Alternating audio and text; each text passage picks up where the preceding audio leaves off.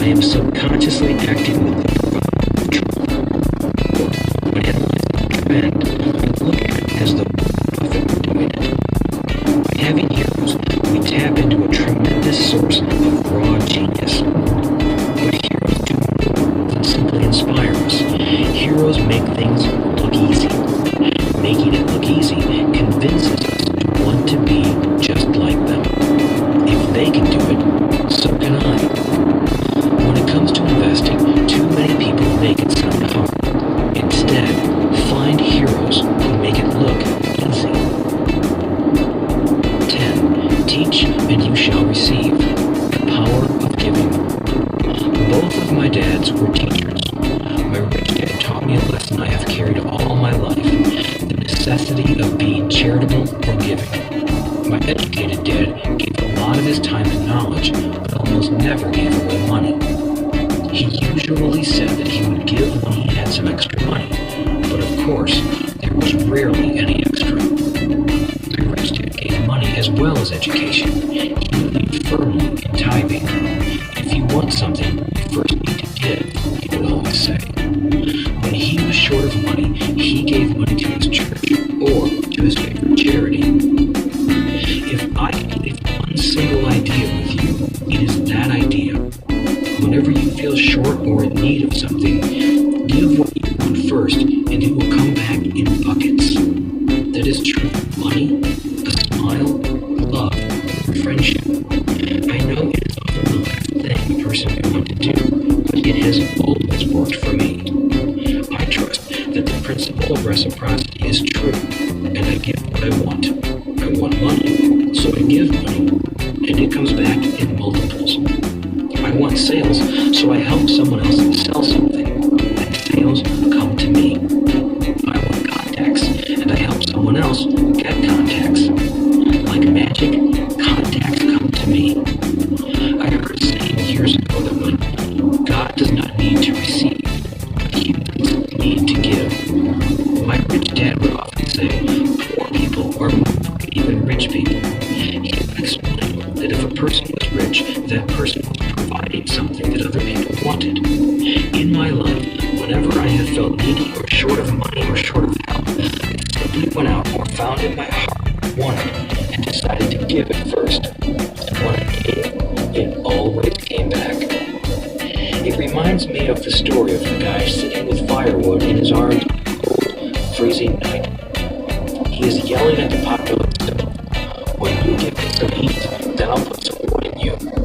And when it comes to money, love, happiness, sales, and contacts, all one needs to remember is to give first. Often, just the process of thinking of what I want and how I can give that to someone else breaks free a torrent of bounty. Whenever I feel that people aren't smiling at me, I simply begin smiling and saying hello. Like magic, the next thing I know, I'm surrounded by smiling people. It is true that your world is only a mirror of you. So that's why I say, teach and you shall receive. I have found that the more I teach those who want to learn, the more I learn. If you learn about money, teach it to someone else. A torrent of new ideas and of finer distinctions will come in. There are times when I have given and nothing has come back, or what I have received is not what I wanted. Upon closer inspection and soul searching, I was often given to receive in those instances, instead of giving for the joy that giving itself brings. My dad taught teachers, and he became a master teacher. My rich dad always taught young people his way of doing business. In retrospect, it was their generosity with what they knew that made them smarter. There are powers in this world that are much smarter than we are. You can get there on your own, but it's easier with the help of the powers that be. You only need to be generous with what you have. Chapter 9. Still want more? Here are some to-dos. Many people may not be satisfied with my 10 steps. They see them more as philosophies than actions. I think understanding the philosophy is just as important as the action. There are many people who want to do instead of think. And then there are people who think but do not do. I would say that I am both. I love new ideas and I love action. So for those who want a to-do list on how to get started, I will share with you some of the things I do in abbreviated form. Stop doing what you're doing. In other words, take a break and assess what is working and what is not working. The definition of insanity is doing the same thing over and over and expecting a different result. Stop doing what is not working and look for something new. Look for new ideas. For new investing ideas, I go to bookstores and search for books on different and unique subjects. I call them formulas. I buy how-to books on formulas I know nothing about. For example, in the bookstore I found the book The 16% Solution by Joel Moskowitz. I bought the book and read it, and the next Thursday I did exactly as the book said. Most people do not take action, or they let someone talk them out of whatever new formula they are studying. My neighbor told me why 16% would not work. I did not listen to him because he's never done it. Find someone who has done what you want to do. Take them to lunch and ask them for tips and tricks of the trade. As for 16% tax lien certificates, I went to the county tax office and found the government employee who worked in that office. I found out that she, too, invested in the tax liens. Immediately, I invited her to lunch. She was thrilled to tell me everything she knew and how to do it. After lunch, she spent all afternoon showing me everything. By the next day, I found 2 great properties with her help that have been accruing interest at 16% ever since. It took a day to read the book, a day to take action, an hour for lunch, and a day to acquire 2 great deals. Take classes, read, and attend seminars.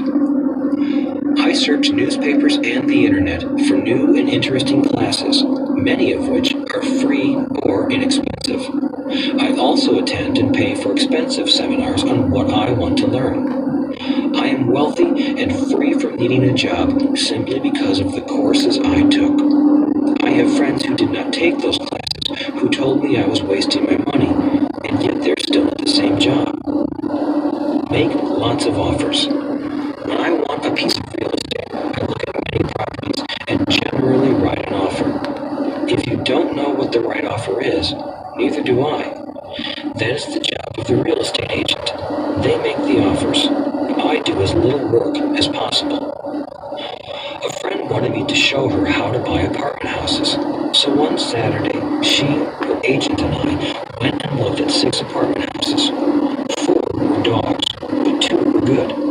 I said to write offers on all 6, offering half of what the owners asked for. She and the agent nearly had heart attacks. They thought it was rude and would offend the sellers, but I really don't think the agent wanted to work that hard. So they did nothing and went on looking for a better deal. No offers were ever made, and that person is still looking for the right deal at the right price. Well, you don't know what the right price is until you have a second party who wants to deal. Most sellers ask too much. It is rare that a seller asks a price that is less than something is worth. Moral of the story: make offers. People who are not investors have no idea what it feels like to try to sell something. I have had a piece of real estate that I wanted to sell for months. I would have welcomed any offer. They could have offered me 10 pigs and I would have been happy. Not at the offer, but just because someone was interested. I would have countered, maybe for a pig farm in exchange. But that's how the game works. The game of buying and selling is fun. Keep that in mind. It's fun and only a game. Make offers. Someone might say yes. I always make offers with escape clauses. In real estate, I make an offer with language that details subject to contingencies, such as the approval of a business partner. Never specify who the business partner is. Most people don't know that my partner is my cat. If they accept the offer, and I don't want the deal, I call home and speak to my cat. I make this ridiculous statement to illustrate how absurdly easy and simple the game is. So many people make things too difficult and take it too seriously. Finding a good deal, the right business, the right people, the right investors, or whatever is just like dating. You must go to the market and talk to a lot of people, make a lot of offers, counter-offers, negotiate, reject, and accept. I know single people who sit at home and wait for the phone to ring, but it's better to go to the market, even if it's only the supermarket. Search, offer, reject, negotiate, and accept are all parts of the process of almost everything in life. Jog, walk, or drive a certain area once a month for 10 minutes. I have found some of my best real estate investments doing this. I will jog a certain neighborhood for a year and look for change. For there to be profit in a deal, there must be two elements, a bargain and change. There are lots of bargains, but it's change that turns a bargain into a profitable opportunity. So when I jog a neighborhood I might like to invest in. It is the repetition that causes me to notice slight differences. I notice real estate signs that are up for a long time. That means the seller might be more agreeable to deal. I watch for moving trucks going in or out. I stop and talk to the drivers. I talk to the postal carriers. It's amazing how much information they acquire about an area. I find a bad area, especially an area that the news has scared everyone away from. I drive it for sometimes a year, waiting for signs of something changing for the better. I talk to retailers, especially new ones, and find out why they're moving in. It takes only a few minutes a month, and I do it while doing something else, like exercising or going to and from the store. Shop for bargains in all markets. Consumers will always be poor. When the supermarket has a sale, say on toilet paper, the consumer runs in and stocks up. But when the housing or stock market has a sale, most often called a crash or correction, the same consumer often runs away from it. When the supermarket raises its prices, the consumer shops somewhere else. But when housing or the stock market raises their prices, the same consumer often rushes in and starts buying. Always remember, profits are made in the buying, not in the selling. Look in the right places. A neighbor bought a condominium for $100,000. I bought the identical condo next door for $50,000. He told me he's waiting for the price to go up. I told him that profit is made when you buy, not when you sell. He shopped with a real estate broker who owns no property of her own. I shopped at the foreclosure auction. I paid $500 for a class on how to do this. My neighbor thought that the $500 for a real estate investment class was too expensive. He said he could not afford the money or the time. So he waits for the prices to go up.